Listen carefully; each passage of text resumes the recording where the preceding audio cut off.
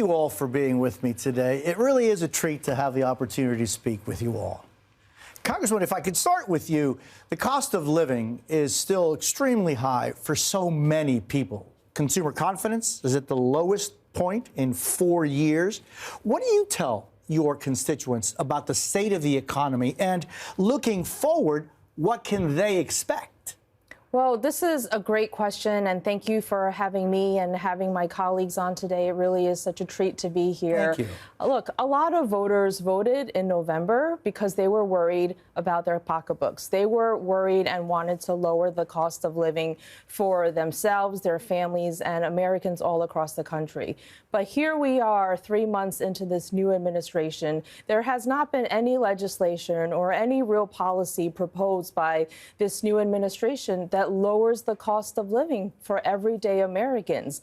And so if you take a look at the cost of eggs, they are still high and people are still complaining. And we are even seeing a little bit of buyer's remorse from our communities where they said, we thought we were voting to lower costs, but that's not happening. So what is the way to lower costs? Well, this is something that the American people want us to work on, both Republicans and Democrats to come together. But instead of that, we are watching the administration put a target on different communities that we all represent every single day. You know, we need to make sure that we are putting our working families over billionaires, that we are putting our union workers over companies that may be bullying them and not allowing for proper working conditions. And those are the things that people want us to work on. And Congressman Espaillat, what do you make of the fact that, and the Congressman was talking about the Trump economic policy, it is for many people still unclear what that economic policy is, but one of the main pillars of that economic policy seems to be tariffs, right? Tariffs on, Mexico and Canada and China and automobiles made in Europe or parts that are made in Europe or elsewhere. What do you make of the policy that the president has been very forceful on of simply tariffs? Well, first, thank you, Jose, for having us. But tariffs are reckless. In reality, they're very reckless. First, as you said, some products are made half in one part of the world and then the other half here in the United States. And so there's going to be a reaction from those countries that are being targeted for tariffs, and they're going to apply tariffs on us. And at the end of the day, it is the consumer that will pay for it. So this is further contributing to inflation. It's tanking the markets. And that's why there's so much uncertainty in the economy, because it is a reckless model of tariffs that shouldn't really be applied. I think it should be a public policy in economics is stable, it's not reckless, and it doesn't tank the markets. And Congresswoman Clark, more than 72 million people in the U.S. are on Medicaid. Some 42 million people receive SNAP benefits each month. There are concerns. There could be cuts to these programs in the budget resolution discussions. What's your position on that? And are those cuts that should be carried out? Absolutely not, Jose. This is the social safety net, or I call it the social compact, that Americans have had with their communities for decades now. And what we decided as a nation is that we don't want to see the poor out in the street ailing, that we want to make sure that children are nourished so that they can grow to be healthy adults and that they can utilize their brains effectively in school. And that's why we provide these programs to our communities. And for many in our communities, these are the lifelines that keep them afloat. They're working folk who don't receive health insurance. They're families that are just trying to make ends meet. And so many of these folks come from communities of color. I think about the fact that, one third of the folks who are on Medicaid are Black elders. These are folks who've worked all their lives, are probably living off of their Social Security and cannot afford or don't have access to health insurance. What are we saying to those who helped to build our communities and sacrificed everything so that we can live in a civil society that has been modernized by their work ethic? one of the things that President Trump, promised during the campaign was to restructure the federal government, and on entitlements is an issue that we've heard Elon Musk talk about it. We've heard Doge talking about what they find in different programs in our country. I'm just wondering, where do you draw the line in efficiency, in if there is exaggerated costs or abuse of some things? Where do you draw the line on finding that abuse, finding inefficiencies, and yet not affecting the people that so desperately count on that help? Well, I would say that it's important that we go in with a scalpel and not a chainsaw. Right. I would say that you don't fire the workforce if you're trying to find efficiencies. These are the folks who know where the efficiencies can be made. At the end of the day, we have an obligation as Americans to take care of one another. And that means that what some people call entitlements, others refer to, and I believe, are earned benefits. You earn in your employment Social Security benefits. You earn in your employment health care and Medicare. So for these individuals to target these earned benefits is a huge departure from the compact that we've had with Americans for generations now. I think the American people are supportive of rooting out inefficiencies in our government and waste and being more transparent. And that's where they wanted us to work together. They wanted us to work together on these agencies that benefit all of our communities in red, blue, and purple districts. And Congresswoman Clark, Chairwoman Clark is correct. We need to do it thoughtfully. We need to do it carefully. We would love to come together and find a way to see where there are areas of improvement. The American people support this, but they do not support the way that it's being carried out. They do not support how it's being applied to people's lives. I mean, you talk about rooting out inefficiencies and firing federal workers, 1/3 of whom are our veterans who served our country and took care of us so that we could have a democracy. That's not the way we go about this. I think the system is already strained to begin with. If you take a look at, I know my local Social Security office, every morning when I pass there, 6 o'clock in the morning, rain, shine, snow, there's a huge line that almost goes around the block. Imagine when these cuts are implemented and they hurt those social workers, those folks that are there assisting seniors. It will really gut the programs. And I think that that's not good for America. We have a system that provides a safety net, right, of support for those that are in need. We shouldn't, the Congresswoman said, chainsaw. I say more is like a sledgehammer that they're working with. It's reckless, again. What they're doing, these massive firings are reckless. I don't think they're looking at the efficiency of any program. Education, for example, we could take a deep dive in education and make some adjustments.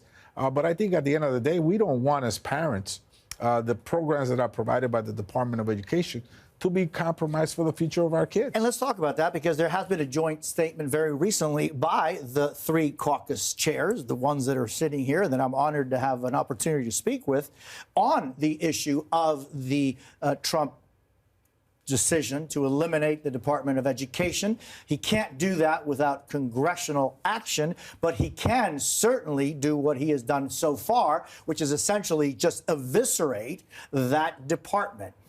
My question is, and you brought it up, what is your position on the elimination of the Department of Education, and what is the solution to the reading scores that we have seen in our children for years now? It's not new that they're on a downhill trajectory, and yet spending on education continues to be, until today, pretty high in their consistency. So is there a dichotomy there, and what is the position? Yeah, I don't think there's a dichotomy there, right? Because each state basically sets up and conducts their own sort of educational programs throughout their states.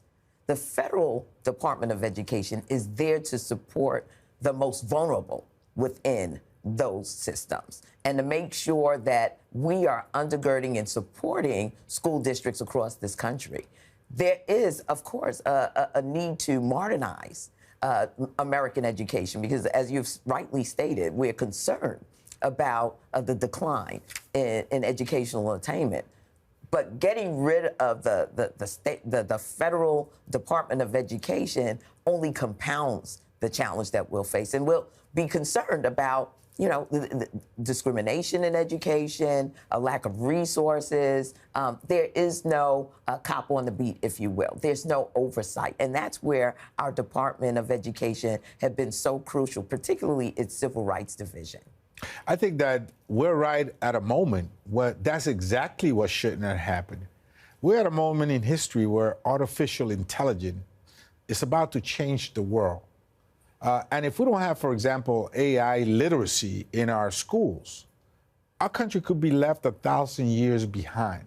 So it is precisely right now that we must invest in our educational system and make it robust to ensure that AI literacy is in every school across the nation. Europe and other parts of the world are already engaged in this dynamic. The UAE is already engaged in this dynamic. They're transferring from oil and gas to AI. And so if we miss this opportunity to modernize our school system and to bring it up to date so that it could be competitive. And that's a federal responsibility? I think that's a federal responsibility, of course. It's in the classroom. And by the way, this issue about making English the only official language, we know that we all speak English in America. But I think having proficiency on more than one language, as you and I have in Spanish, makes you more competitive. It will make you a grab for the private sector anywhere in the world. I wish that our kids would learn 2 and 3 languages as they do in Europe. No, exactly. Yeah, I mean, look, you know, in Switzerland, you speak 3 languages, and in many other countries, you learn more than 1 language. But I want to bring it back to, if I could with you, both the language and also the responsibility or role of the federal education department to help shepherd that kind of program and many others. Yeah, I mean, the Department of Education is very instrumental in helping provide accountability for our public schools, making sure that students are not getting bullied and not getting discriminated against, ensuring through school lunch programs that kids have breakfast and lunch so that they're able to be fed and to be able to learn. And I think we should find ways to partner with our state and our municipalities, local education programs, to make sure that we are complementing what the money is going towards and providing as much, even more opportunities for our students to learn, whether it's language, AI, cybersecurity, STEM, STEAM, to make sure that our kids are having as much access and opportunities as possible. And you know, they administer the Pell Grant program, which has enabled so many communities to climb the ladder of success. That access to scholarship is critical in the educational continuum. And so, you know, it's very concerning. And, you know, Jose, you talked about the agencies that this administration has begun to deconstruct and has targeted for defunding. When it's only a fraction of the federal budget, I don't hear the same type of urgency around the Department of Defense. And by the way, you know, if there's one model in America that has allowed for kids like you and me and us here to move forward and to really be successful in America, it's called the U.S. public school system. Oh, yeah. And in fact, you know, Title I, which is given to schools that show a significant number of kids under the poverty level, lifts kids up. Else, English language learners like myself, maybe yourself, were assisted with additional funding so we could be proficient in English. Teacher training is provided through these special programs. So I think that they're all so critical. We should not dismantle them with a sledgehammer. Children with different abilities. I mean, if it weren't for the Department of Education, so many who have been sort of marginalized in our society, so many children, would not be mainstreamed into society. And that has been a great boon to this country. Congressman, I was struck by something that the CBC said, and it said that elimination of the education department will make schools more segregated and unequal. Why? Well, it's, you know, that Department of Education has been stood up to protect those who have historically not been integrated into the educational systems of the United States of America. You know, there was a big struggle just to make sure that our school system was providing a quality education to every student in the United States of America. And thank God that, you know, we had the vision to establish the Department of Education, because that has made it possible for children of every background and every socioeconomic level to be educated together and to have access to the resources, the latest in technology to enable them to flourish in education.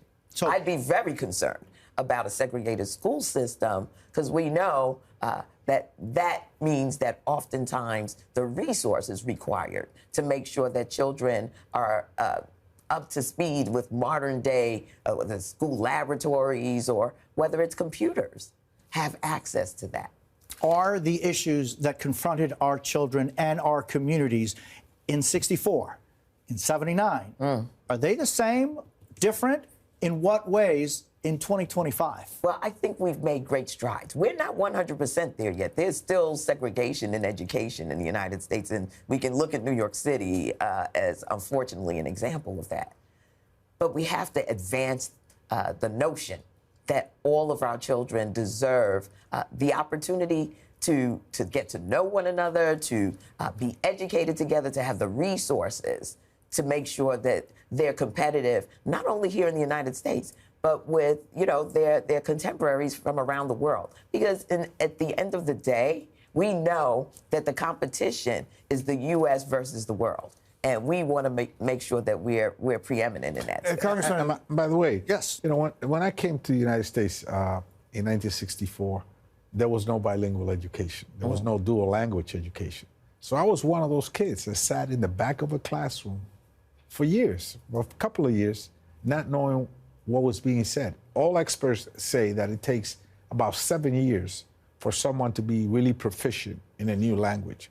But the New York City public education system provides the tools and the support system to help kids from all over the world that come to the classrooms here in New York City. A great opportunity, not just for the city of New York, but for America. Yeah. So we must continue to support education. I think parents, by the way, will be very upset when they see what's happening with these cuts and the future of their kids. And hey, listen, I gave an example of New York City. We're talking a national agency. You know, there are kids still in the Deep South who are, you know, climbing the ladder of success with one hand tied behind their back, because they need the resources. They need the commitment and accountability coming from their state legislatures to make sure that their education is top notch. I am reminded that when my parents were forced to leave Cuba in 1959 because of the dictatorship, that it was instituted the 1st of January of 59 when they came to the United States in the South, they remembered, and we were oftentimes reminded, that when they were looking for a place to stay, many of the apartments and houses that were for rent would have the sign that would say, no blacks, it wasn't blacks. It was another word. No blacks, no Cubans, no dogs. Right.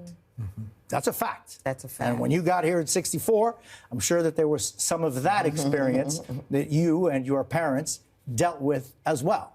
A different America, although in many ways still lingering, some of those problems are still lingering on. But obviously our kids have moved forward. Oh, boy, we need to continue to have them move forward. That's right. And Congressman, I want to start with you on this special, this part of our conversation, because President Trump won re-election in many ways because of his promise to create the largest deportation force in American history. And from day one, he has taken some pretty substantial and dogmatic steps. Let's go over some of them. An executive order to end birthright citizenship. He invoked the Alien Enemies Act to deport hundreds of alleged gang members to a prison in El Salvador. He has ended TPS for Haitians, for Nicaraguans, for Venezuelans, impacting more than 1 million people. He has canceled parole and asylum for more than 500,000 Cubans, Nicaraguans, Haitians, and Venezuelans that were brought in through the CBP One app. That is the new reality of America 2025. What is your role in that new reality? To protect the folks that are living in the United States of America that are not breaking the law. You know, we know, for example, no one is here to support somebody that committed a very bloody or heinous crime.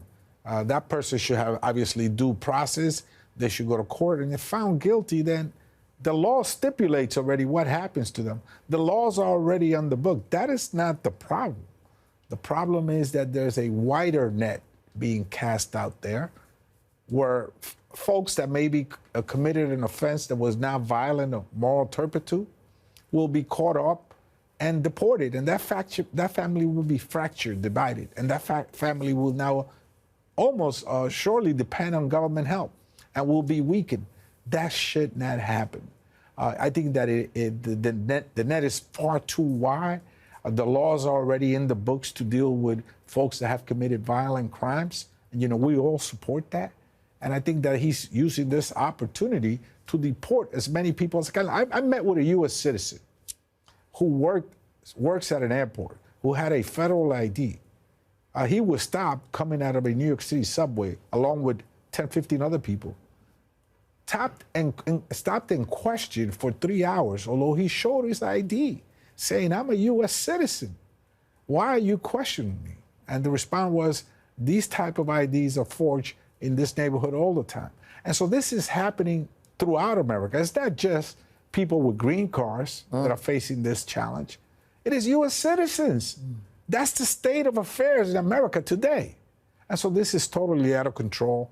I don't think the American people supported that. I don't think they supported actions for them to themselves be stopped and questioned and interrogated because they may not look American. And Congresswoman Meng, I mean, some would say that what was totally out of control was the first 2 years of the Biden administration when millions of people were allowed to come into the United States.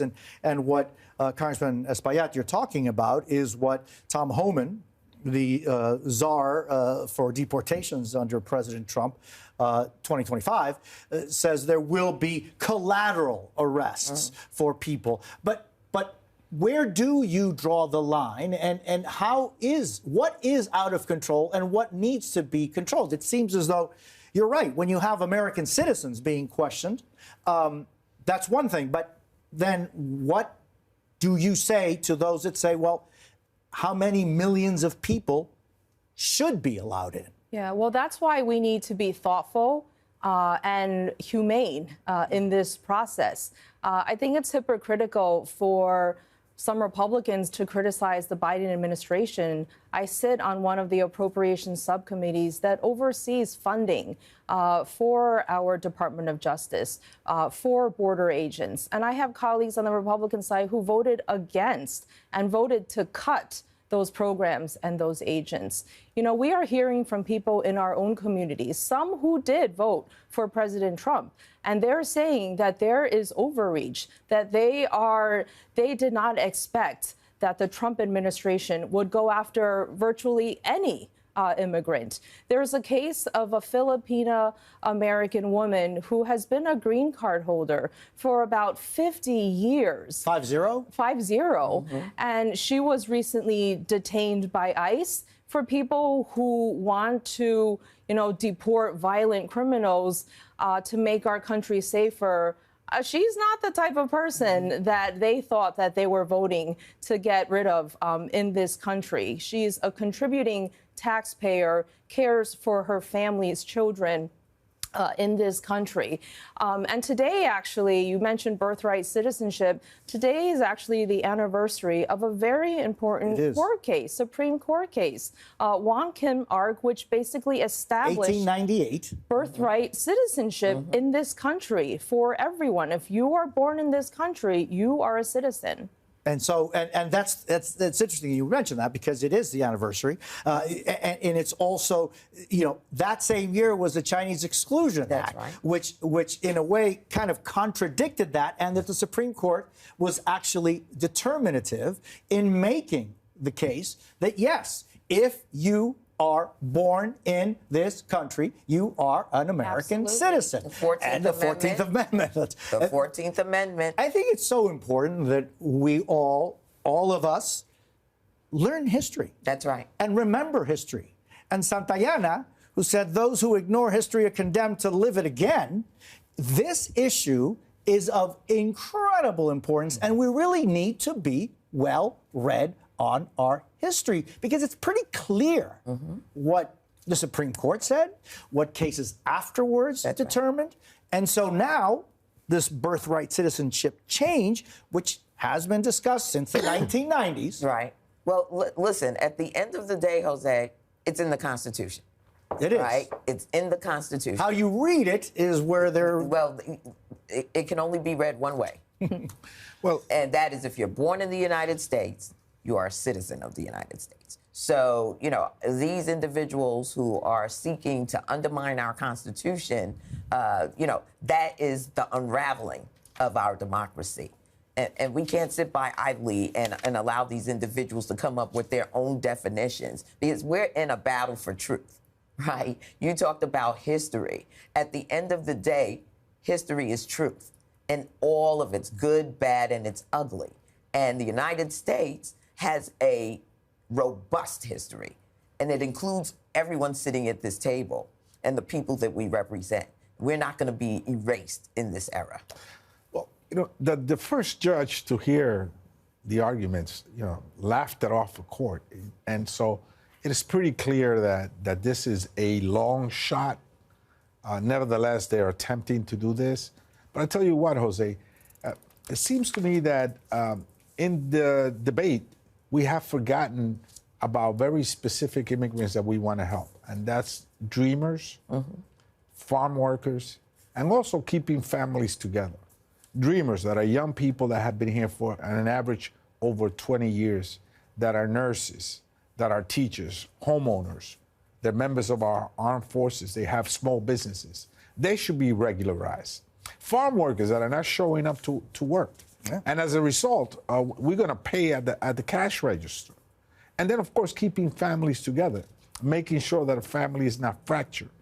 Every time you have lots of families that are divided, that makes a weak nation. I have had this conversation with members of the Senate, with members of the House, and with people that I am privileged enough to bump into on a daily basis throughout my day. And is there a possibility that under this environment that America is living in 2025, there can be a discussion in the House, in the Senate, where that issue that you just brought up, Congressman, the issue of, are there specific things that could help those, for example, like dreamers, that have been here for many years, who know no other country but the United States, and who have been participating in our economy, in our society, and in our culture? And what about the people, the millions of people who lived in mixed immigration status households, and who literally have a brother, a sister, a mother,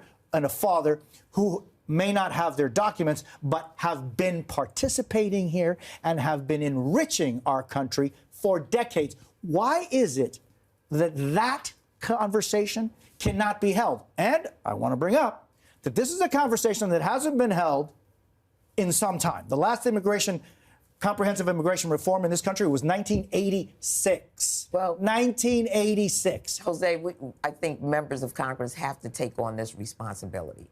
We need a 21st... There's so much noise, though. There is, but at the end of the day, we need a 21st century immigration system in the United States. The one that has existed up to this point was totally broken, grinding up lives in it. And we were tinkering at the margins to try to save people and to live up to our creed. I think about the fact that there are people who have come here because they're being persecuted. Their lives are on the line. And for generations, we have provided a refuge and asylum to people. And now these are the folks that we're saying are a threat to the United States of America. It doesn't stand to reason. You don't risk your life to come to another nation so that you can wreck that nation. The vast majority of immigrants who have come to the United States are seeking out their American dream. And they are going to do everything they can. They're going to sacrifice. They're going to do everything they can to make this nation as strong as possible. They're going to do everything they can to become Americans. And they're going to be a support to us in dealing with the rest of the world. The United States can speak to the world. And I'm going to wrap here because, you know, we saw USAID unraveled as well. And for so many who are here and who either are citizens now or have their green cards, they have been giving remittances to their families in these nations that are really struggling just to, you know, survive in really hostile environments. I think about my Haitian neighbors and the lifeline that the United States has been to folks who have come here because their society is disintegrating. We have an obligation, we have a responsibility to those families that are here in the United States to undergird them in this moment until the situation has changed significantly. And for another day and another conversation, one day we should bring up the United States' responsibility or lack of it in many of the problems that we're seeing today, not only in the Caribbean, but throughout Latin America. And with great influence comes great responsibility. Sometimes it seems as though in history it's been easier to cast a stone than later show your hand of solidarity and help. But I want to ask, if I could, Congresswoman, kind of a little bit of a shift of conversation. A recent NBC News poll shows the Democratic Party is an all-time low in popularity. 27% saying they have positive views of the party. Take a listen to how some people say they feel about the Democratic Party. None of this feels like you're fighting for us, for Colorado, for our kids. Can you stop the house is on fire! He just asked me about that. Where is the coordinated effort?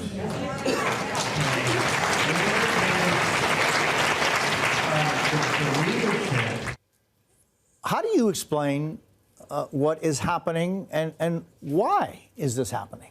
I will say that history shows when a party like the Democratic Party's numbers and approval ratings are that low, within the next major elections or two, Democrats come back roaring and strong and win majorities. So we're looking forward to recreating that history in 2026.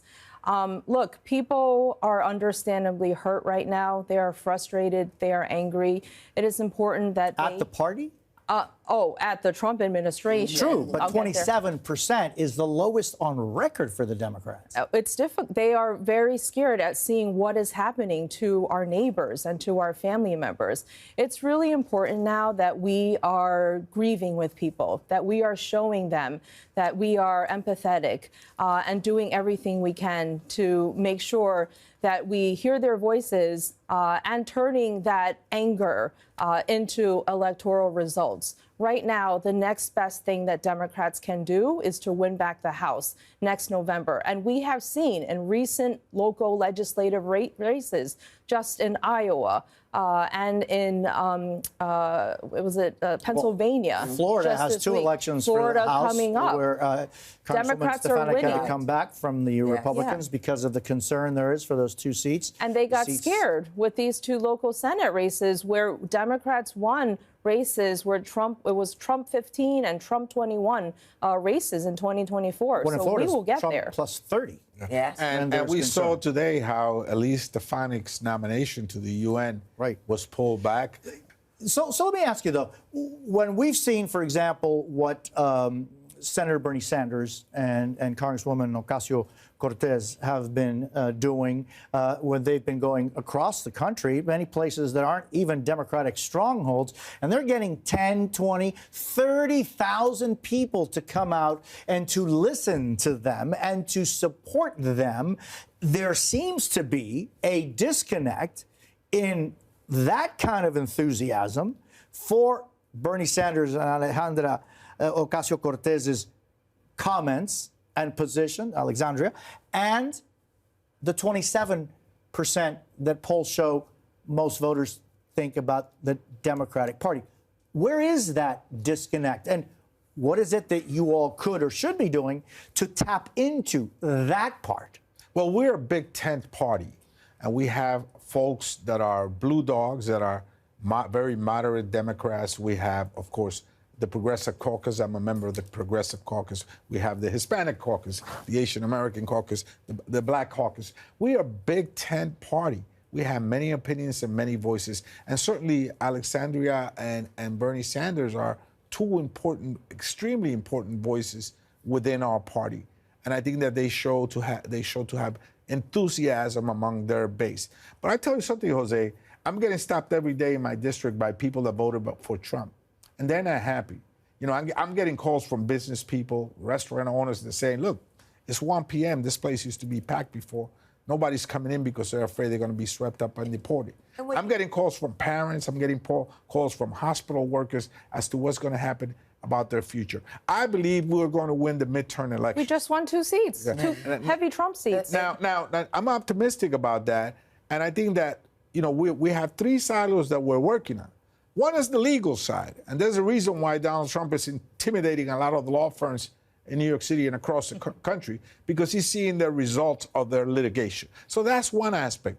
You know, when everything else fails, you go to the courts, and they give you relief. The second aspect, of course, is legislative and budgetary. And we'll have other opportunities as we move forward in the debt ceiling debate, in the reconciliation debate, to exert our power. And finally, and I think the most important one, is in the streets of New York City and the country. Eventually, it won't be in the marble floors of Congress or the mahogany walls of a boardroom where this will be resolved. It will be resolved by people that will mobilize and change the course of our nation. So, Congresswoman Clark, the enthusiasm and energy versus what some say in their polling. Well, let me say this. You know, the polling also indicates that the Republican Party is underwater in terms of the economy, right? And so, you know, the polls are going to say different things at different times. We are reaching out to our constituents through a series of town hall meetings. And we understand that there's going to be anger and anxiety coming from our constituents. Our role is to make sure that they understand that they have a role to play here, too. Is the Democratic Party leadership in tune with the rank-and-file Democrats? Absolutely. And that's why you're seeing the energy at these town halls. Senator Murphy, Maxwell Frost, they're doing more, too. Those poll numbers will be turned into electoral results. Congresswomen Clark and Meng, Congressman Espaillat, I thank you so much for spending time with me today. It has been a treat. I thank you for your time. Thank you. Thank you so much, Jose. Thank you.